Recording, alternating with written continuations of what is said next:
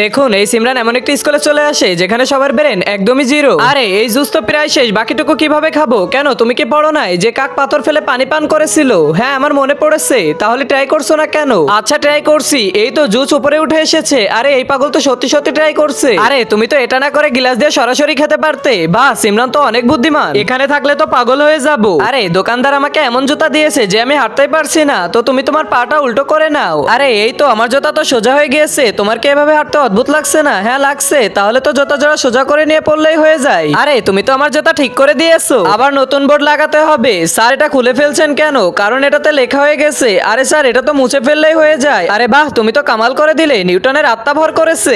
আজকেও মা টিফিনে পাসওয়ার্ড লাগিয়ে দিয়েছে, তাহলে লাঞ্চ করবো কিভাবে? স্যার এটা এখনই খুলে দিচ্ছি, কিন্তু তার আগে তুমি যদি ইন্ডিয়ান হও তাহলে ভিডিওতে একটি লাইক দিবে, আর যদি বাংলাদেশি হও তাহলে লাইক সাবস্ক্রাইব দুইটাই করে দিবে, আর তুমি কোন দেশে সে দেশের পতাকাটা কমেন্ট করে দিবে। আরে এটা খুললো কিভাবে? আরে সিমরান আমি তো কিছুই দেখতে পাচ্ছি না, মনে হয় অন্ধ হয়ে গেছি। স্যার এবার দেখেন। আরে আমি তো সবকিছু দেখতে পাচ্ছি, এই তো আমি নিউটন হয়ে গেছি।